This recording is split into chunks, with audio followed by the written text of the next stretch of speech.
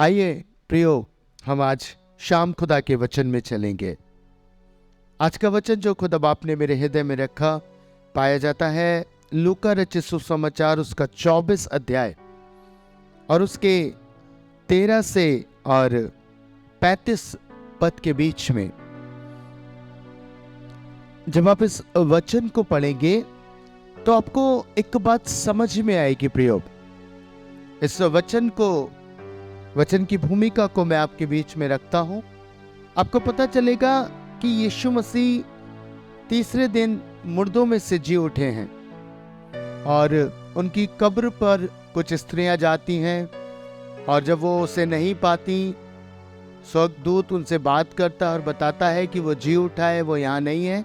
वो जाके अपने डिसाइपल्स को, जो यीशु मसीह के जो डिसाइपल्स थे, वो जाके उनको बताती हैं। पर बाइबल में जब आप पढ़ेंगे तो आपको पता चलेगा कि वो प्रतीति नहीं करते, विश्वास नहीं करते कि वास्तव में ऐसा हुआ है। जब आप लूका 24 को ही पढ़ेंगे तो 11 पद में लिखा है, 24 के 11 में, परंतु उनकी बातें उन्हें कहानी सी जान पड़ी और उन्होंने उनकी प्रतीति ना करी। आप समझ रहे, ऐसे ही हुआ। जब यीशु मसीह जी उठे, लोगों को बताया गया, डिसाइपल्स को बताया गया, तो वो प्रतीति नहीं करते, उन्हें एक कहानी सी जान पड़ती है।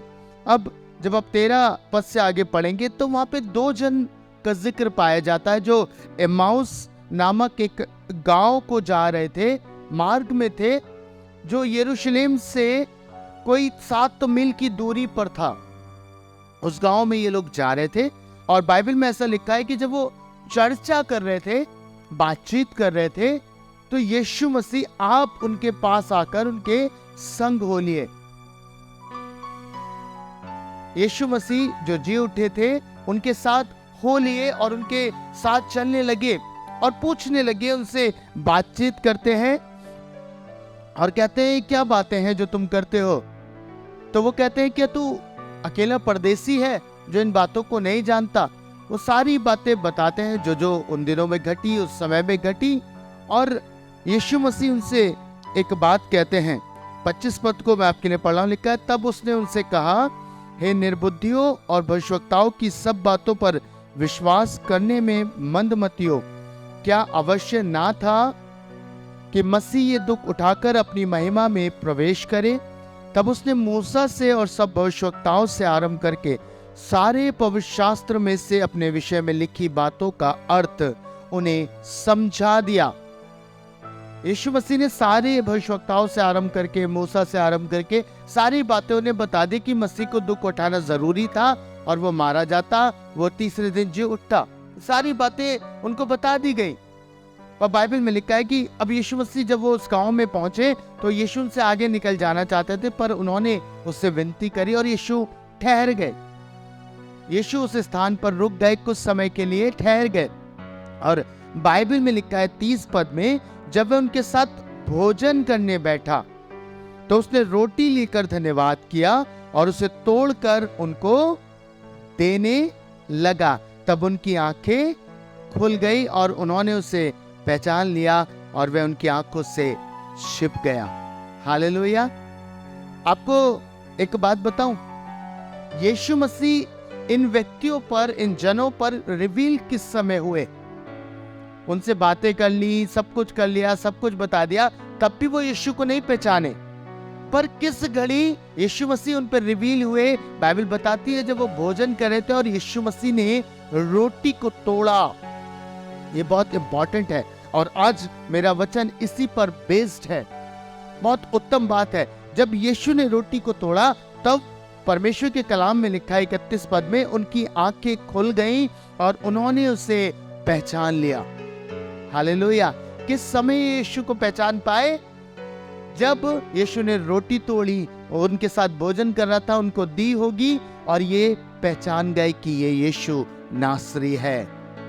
आज आपको एक बात बताऊं प्रियो, आज संसार में बहुत सारे लोग हैं, संसार में बहुत सारे जीवन है, अन्य जातियों में है, जो यीशु मसीह को इस रीति पर जानते हैं कि वो जी उठा हुआ प्रभु है।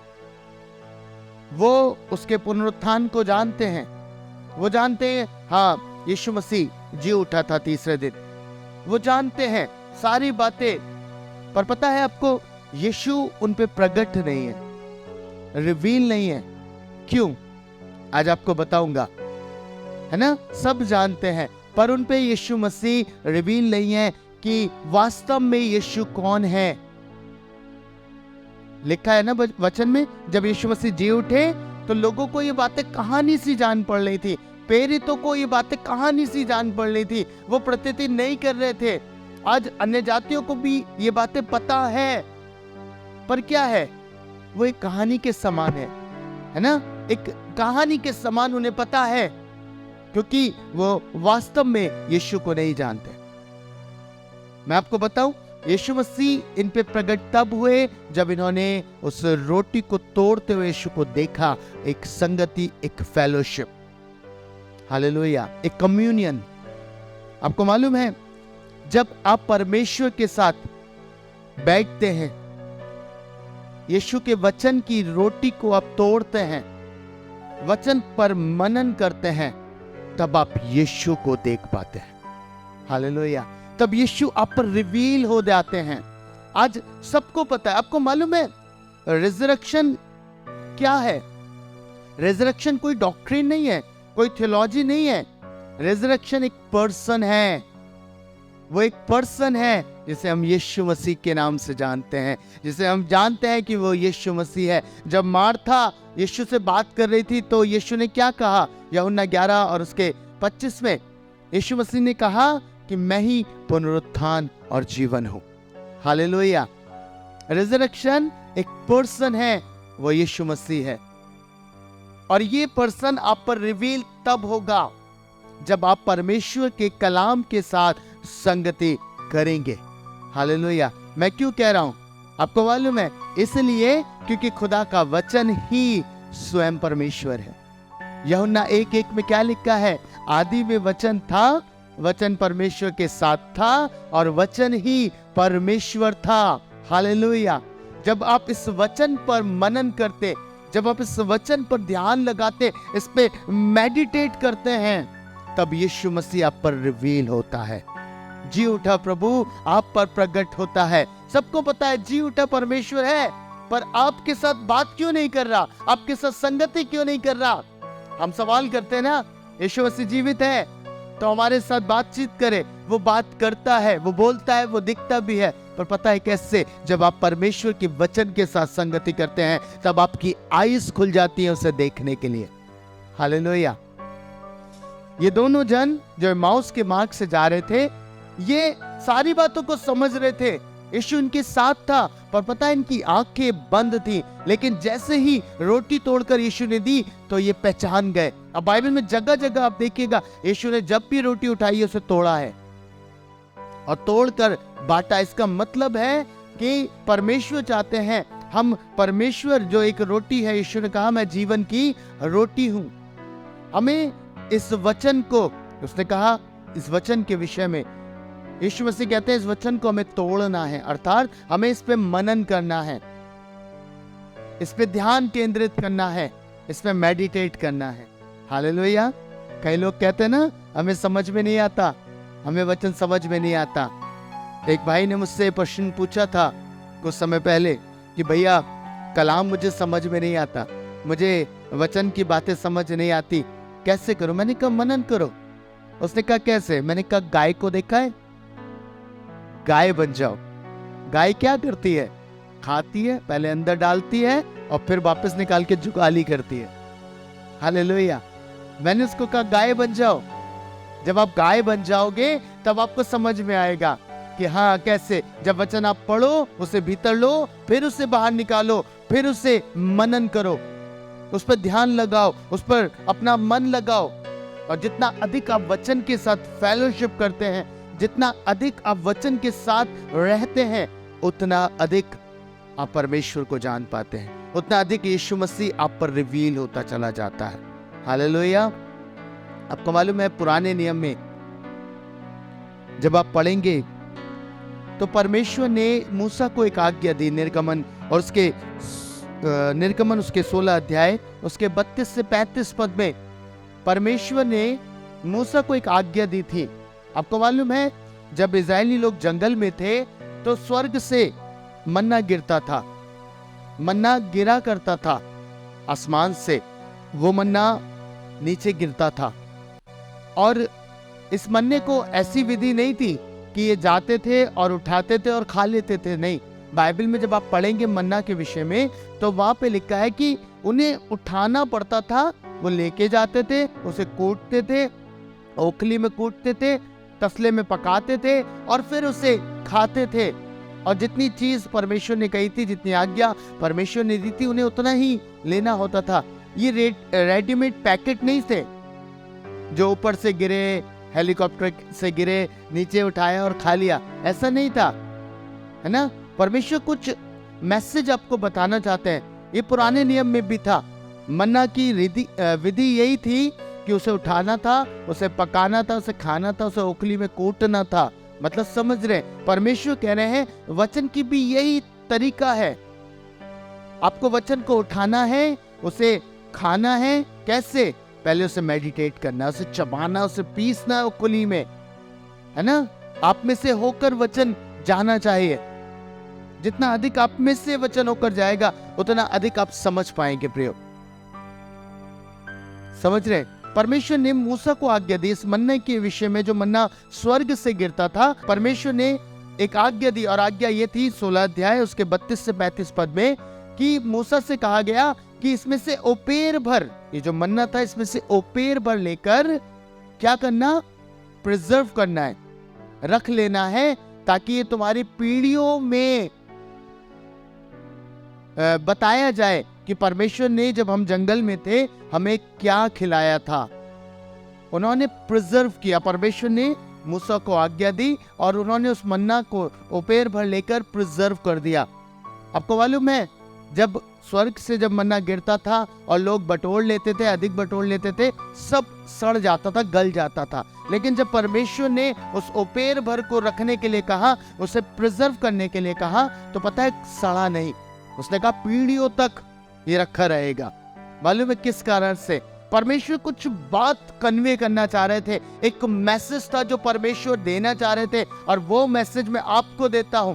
मालूम है क्या? उस समय मन्ना प्रिजर्व किया गया कि पीढ़ियां इस बात को याद रखे, जाने कि परमेश्वर ने हमें क्या दिया। और पता है आज जिस दिन में हम हैं, जब हम रिजरेक्शन डे को मना रहे हैं, परमेश्वर ने यीशु मसीह की देह को प्रिजर्व किया। हालेलुया। बाइबल इस बात को बताती है। जब आप पढ़ेंगे भजन संहिता उसके 16 अध्याय और उसके 10 पद को, भजन 16 और उसके 10 को लिखा है, क्योंकि तू मेरे प्राण को अधोलोक में ना छोड़ेगा, ना अपने पवित्र भक्त को सड़ने देगा। हालेलुया। प्रेरितों के काम और उसके 2 को भी हम देखेंगे। प्रेरितों के काम 2 अध्याय 31 और 32 पद। क्या लिखा है बाइबल में? लिखा है, उसने होने वाली बात को पहले ही से देखकर मसीह के जी उठने के विषय में भविष्यवाणी की कि ना तो उसका प्राण अधोलोक में छोड़ा गया और ना उसकी देह सड़ने पाई। इसी यीशु को परमेश्वर ने जिलाया, जिसके हम सब गवाह हैं। हालेलुया। प्रभु का वचन कह रहा है, परमेश्वर ने मेरे और आपके लिए उसकी देह को प्रिजर्व किया, जिसके विषय में भविष्यवाणी की गई थी। ना तो उसकी देह सड़ी, ना गली, ना उसका प्राण अधोलोक में छोड़ा गया। और इसीलिए यीशु मसीह तीसरे दिन जी उठे और अब युगान युग जीवित हैं। हालेलुया। ये प्रबंध था परमेश्वर का, जो इजरायलियों को वो समय दिखाना चाह रहे थे, वो सिंबॉलिकली प्रकट करना चाह रहे थे। और यीशु ने इस बात का बयान किया यूहन्ना 6 में। जब आप पढ़ेंगे तो वहां लिखा, यीशु कहते हैं, मैं जीवन की रोटी हूं। हालेलुया। जो मुझे खाता है वो जीवन पाता है, वरन अनंत जीवन पाता है। यीशु डिफाइन कर रहे थे, मैं ही हूं, जिसे खुदा ने प्रिजर्व किया, जिसने उसे सुरक्षित रखा। जब आप यूहन्ना रचित सुसमाचार उसके 6 अध्याय उसके 57 और 58 पद को पढ़ेंगे, यूहन्ना 6 उसके 57 और 58 पद को खुदा का कलाम कहता है, जैसा जीवते पिता ने मुझे भेजा और मैं पिता के कारण जीवित हूं, वैसे ही वे भी जो मुझे खाएंगे, सुनिएगा, लिखा है जैसे वैसे ही वे भी जो मुझे खाएंगे मेरे कारण जीवित रहेंगे। अब यीशु को आप कैसे खा सकते हैं? यीशु को खाया जाता है, यही है हालेलुया। वचन को बात कर रहा था कि जो मुझे खाएगा, इस वचन को खाएगा, वह जीवित रहेगा। जब मेरे साथ इस वचन के द्वारा तुम फेलोशिप करोगे तो तुम अनंत जीवन को पाओगे। जैसे मैं जीवित हूँ पिता के कारण, पिता ने मुझे प्रिजर्व किया, पिता ने मुझे बचाया, पिता ने मेरी देह को सड़ने नहीं दिया, पिता ने मुझे तीसरे दिन जिला उठाया, वैसे ही जो मुझसे संगति करेगा, जो मुझे खाएगा, वो भी जीवित रहेगा। हालेलुया। क्या खूबसूरत बात है प्रियो। परमेश्वर इस रिजरेक्शन डे में आपको सिखाना चाह रहे हैं। और पता है क्या, कि अगर तुम चाहते हो मुझसे संगति करना, अगर तुम चाहते हो कि तुम्हारी आंखें खुल जाए, तुम्हारी आंखें खुल जाए मुझे देखने के लिए कि वास्तविक यीशु कौन है, तो आज से आरंभ करिए खुदा के कलाम के साथ संगति करना।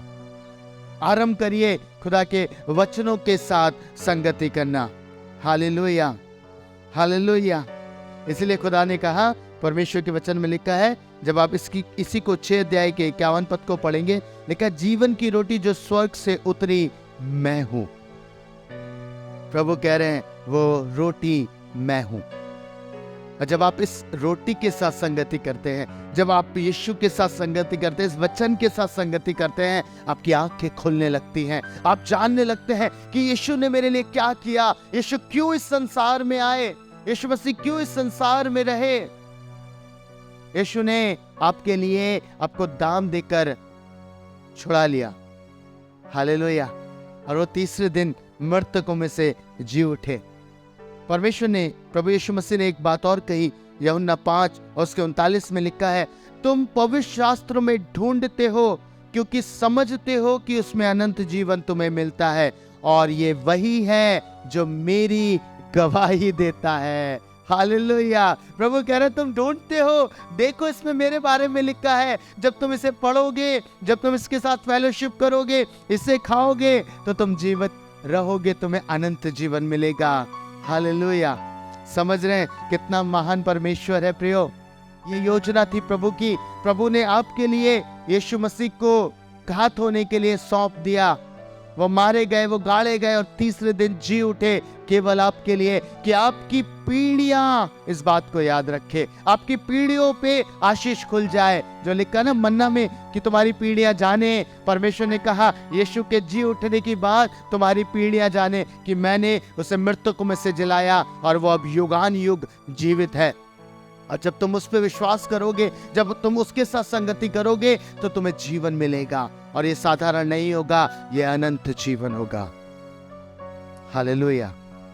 क्या ही खूबसूरत बात है। और पता है आज बहुत सारे जीवन वचन के साथ फेलोशिप नहीं करते, संगति नहीं करते। इसी कारण से ना तो उन्हें वर्ड समझ में आता, ना तो वो वचन को ध्यान से समझ पाते हैं। वो जल्दी जल्दी पढ़ते हैं, जल्दी जल्दी पढ़ने की कोशिश करते हैं, कैसे भी करके वचन को पढ़ लें, बस उस पे मनन नहीं करते। मैंने कहा ना, जुगाली नहीं करते। जब आप मनन ही नहीं करोगे, आप पे बातें रिवील ही नहीं होगी, यीशु आप पे प्रकट नहीं होगा। जितना अधिक वचन आपके भीतर आएगा, आपको मालूम है, उतना अधिक आप परमेश्वर में बदलते जाएंगे।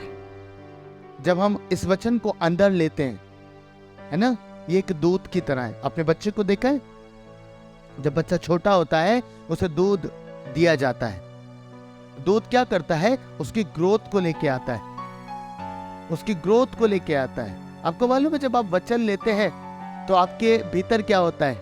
आपके भीतर एक अद्भुत बात होती है, और वो बात है कि यीशु मसीह आपके भीतर बढ़ने लगता है। हालेलुया। यीशु मसीह आपके भीतर बढ़ने लगता है, और जब यीशु आपके भीतर बढ़ने लगता है तो अद्भुत काम होता है।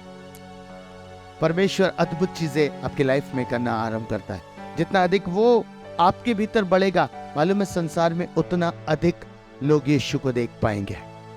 हालेलुया। जब बच्चा बड़ा होता है ना, तो सबकी नजरों में रहता है, वो बढ़ने लगा, है ना, बड़ा हो रहा है।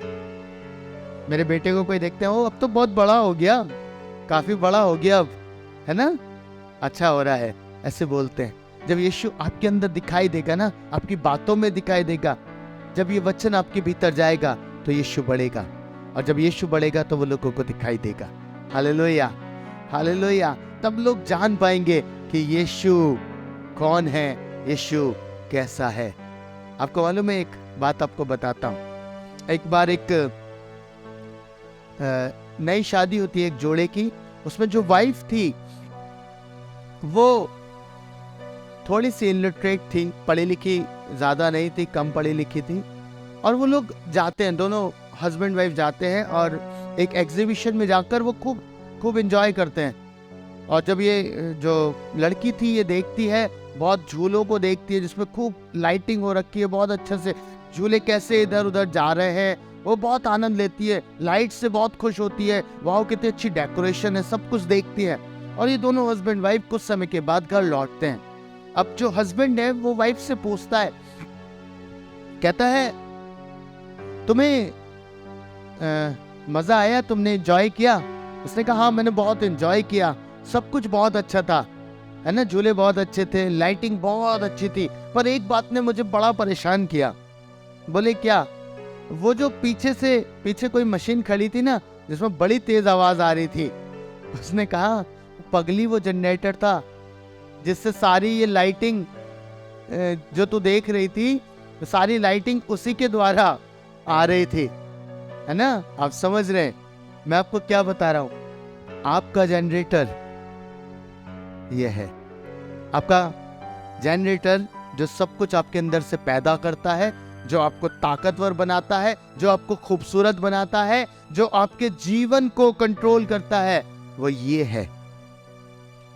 समझ रहे हैं? अगर ये बंद हो गया तो सोच लीजिए कितना डार्कनेस होगी, कितना अंधकार होगा, कितना आप अंधकार में जीवन व्यतीत करेंगे।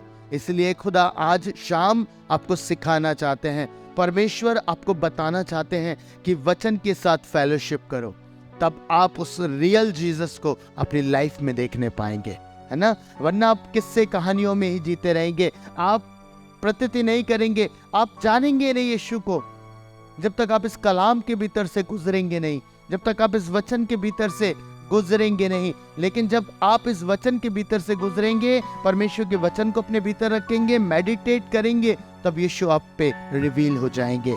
तब आपको पता चलेगा कि वास्तव में मेरा प्रभु कितना खूबसूरत है, मेरा प्रभु कितना उत्तम है, उसने मेरे लिए क्या किया है। हालेलुया। मैं आपको अपनी गवाही बांटना चाहता हूँ। प्रभु मुझे ऐसा बोलते हैं, मैं आपको बांटूं। आपको मालूम है प्रभु में आने से पहले मेरा जीवन कैसा था? हाँ, बहुत अद्भुत बात आपको बता रहा हूँ। आज शायद बहुत सारे मसीहों की लाइफ ऐसी ही हो, है ना। मैं बड़ा एक्टिव था चर्च में, बहुत एक्टिव था, प्रेसिडेंट भी रहा, सब कुछ रहा, और बहुत एक्टिवली वर्क करता था। पता है कैसा था लाइफ? जो यूहन्ना कहता है ना, जब शास्त्रीय फरीसी उसके पास आते हैं तो कहता है सांप के बच्चों, तुम्हें किसने चिता दिया, किसने जता दिया कि आने वाले क्रोध से भागो, है ना, मन फिराव के योग्य फल लाओ। क्यों कह रहा था उन्हें सांप के बच्चों? मालूम उनका स्वभाव कैसा था? उनका स्वभाव था सांप की तरह।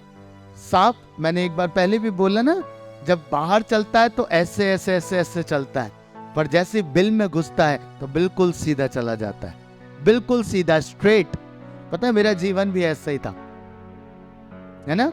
जब चर्च में जाता था बिल्कुल सीधा, बिल्कुल सज्जन, दुआ और आंखें बंद और कसके मींच ली कि किसी को दिखाई ना दे। समझ रहे ना? ऐसा ही है, बहुत सारे लोग करते हैं, बहुत सारे लोग ऐसा ही करते हैं, है ना। पर जैसे ही बाहर निकले, वही सारी चीजें संसार की, सारे ऐशो आराम, सारी चीजें, है ना। उस समय मैं स्मोकिंग करता था, सिगरेट पीता था, तो बस निकले, अपने चर्च छूटा और चले गए। आप समझ रहे मेरी बात को? ऐसा मेरी लाइफ थी, ऐसा मेरा जीवन था। सारे बुरे काम, सारी चीजें, दुनिया भर का पाप मेरे अंदर था। पर जब मैं चर्च में होता था, मुझसे ज्यादा पवित्र कोई नहीं, है ना। इतना अच्छे से मैंने अपने आप को बना रखा था, लोगों को पता ही नहीं था मैं कैसा हूं। सच बता रहा हूं आपको, लोगों को नहीं मालूम था, वो मुझे बहुत अच्छा समझते थे, कि ये बहुत अच्छा लड़का है, क्योंकि मैं चर्च में ऐसा था, मैं चर्च में ऐसा दिखाई देता था। 2010 की बात है, एक कन्वेंशन हुई और उस कन्वेंशन में हम लोग एज अ क्वायर मेंबर थे और बहुत वर्शिप के गीत गाए हमने, बहुत बहुत बहुत अच्छे से सारी चीज़ें हुई।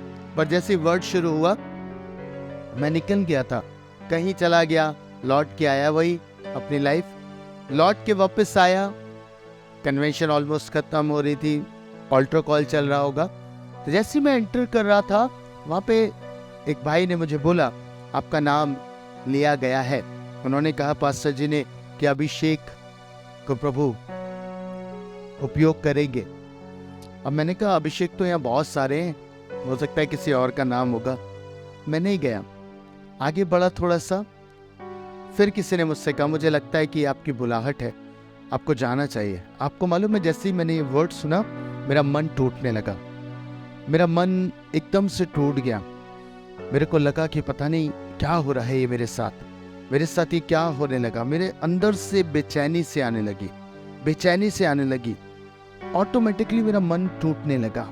मैं जैसे तैसे करके मैंने एक भाई से कहा, मैंने कहा भाई मुझे लगता है मेरी कॉल है, ये मुझे पास्टर जी के पास ले चले। और मैं पास्टर जी के पास गया। पास्टर जी ने जब मेरे ऊपर हाथ रखे, उन्होंने प्रेयर करी। आपको सच बता रहा हूँ, मेरे को नहीं मालूम मैं बहुत स्ट्रांग रहा हूँ, पर जैसे उन्होंने मेरे ऊपर हाथ रखे मेरे आंसू बहने लगे, मेरे आंसू निकलने लगे और मैं रो रहा था, मैं रोए जा रहा, मुझे खुद नहीं पता कि हो क्या रहा है। और रोते रोते मेरे सारे गुनाह, मेरे सारे पाप मेरे सामने आ रहे थे, सारी चीजें मेरे सामने थी, एक टीवी की तरह ना सब कुछ मेरे सामने चलने लगा। और मैं रियलाइज कर रहा कि ये सब मैं करता हूँ, मैं रोए जा रहा। मुझे नहीं मालूम प्रियो कि कब मीटिंग खत्म हो गई, सब लोग जाने लगे और मैं कुर्सी पे बैठकर रो रहा था। घंटे हो गए थे मुझे रोते हुए और मुझे समझ नहीं आ रहा। मैं बस क्षमा मांग रहा था खुदा से। मैंने कहा प्रभु मुझे क्षमा कर दे, पिता मुझे क्षमा कर दे, मैंने बहुत बहुत गलत काम किए, मैंने बहुत गुनाह किए, प्रभु तेरी देह को अपवित्र किया है। मैंने उससे बहुत क्षमा मांगी। आपको मालूम है वो रात मेरी लाइफ की सबसे अद्भुत रात थी। मैं घर पहुंचा, आपको मालूम है क्या हुआ? मैंने प्रभु से कहा था प्रभु अब मैं तेरे साथ चलना चाहता हूँ, प्रभु मैं अपने सारी चीज़ों को छोड़ता हूँ और तुझे ग्रहण करता हूँ अपना उद्धार करता। मैंने उस रात में प्रभु को अपना उद्धार करता, व्यक्तिगत उद्धार करता ग्रहण किया। और उस रात जब मैं घर आया, आपको मालूम है जब मैंने खुदा से कहा खुदा मैं आपको जानना चाहता हूँ, रात का समय था, सब लोग सो रहे थे, मैं उस समय भी रोते रोते प्रेयर कर रहा था। आपको मालूम है खुदा के कलाम ने मुझसे बात करी। खुदा ने मुझसे कहा उठ अपनी बाइबल उठा। आपको मालूम है मैं उसी रात में अपनी बाइबल को खोला। उससे पहले मुझे नहीं याद कि मैंने कब वचन के साथ इस रीति पे संगति करी थी, लेकिन उस रात खुदा ने सबसे पहली चीज जो मुझसे बोली, उसने कहा इस कलाम को उठा और मैंने पढ़ना आरंभ किया। प्रियो आपको बता रहा हूँ, मेरे को नहीं मालूम मैंने कितनी देर वचन पढ़ा, और वो दिन है और आज का दिन है, खुदा मुझे आज तक अपना कलाम खिलाता है। आज तक ये वचन ही मुझे उसने खिलाया। कई कई घंटे मैंने इस वचन के साथ संगति करी, कई कई घंटे मैं बैठता हूँ, आज भी मेरा वही आदत है, मैं अधिकतर वचन पढ़ता हूँ। और आपको मालूम है अद्भुत बात हुई, खुदा ने मेरे जीवन से हर एक चीज को हटा दिया। सिगरेट छूट गई, बुरी आदतें छूट गई, सब कुछ मिटता चला गया, है ना? क्यों? क्योंकि ये वचन मेरे भीतर बढ़ता चला गया, अर्थात यीशु मुझ में डेवलप हो गए, यीशु मुझ में दिखाई देना आरंभ हो गए। हालेलुया। पुरानी बातें मिटती चली गई, देखो सब कुछ नया हो गया। मैं आपको क्या कहना चाहता हूँ प्रियो, इस रिजरेक्शन डे में जो महत्वपूर्ण है उसे सीख के जाइएगा। जब आप कलाम के साथ रहते हैं, जब आप वचन के साथ संगति करते हैं, जब आप में खुदा का वचन बढ़ता है, तब आप याद रखिएगा कि खुदा आप पर रिवील करता अपने पुत्र प्रभु यीशु को। उसने कहा ना, जब तुम मुझे खाओगे जीवित रहोगे, अनंत जीवन पाओगे, जैसे मैं जीवित हूँ तुम भी जीवित रहोगे। आज तक बहुत हमने इस डे को मनाया ना, बहुत फेस्टिवल की तरह हम रिजरेक्शन डे को मनाते हैं, पर आज आपको कहता हूँ वास्तव में अगर यीशु को देखना चाहते हैं, वास्तव में अगर यीशु मसीह को जानना चाहते हैं, एक ही तरीका है, खुदा का वचन। उसके वचन के साथ एक आत्मा हो जाइए, उसके कलाम के साथ एक मन हो जाइए।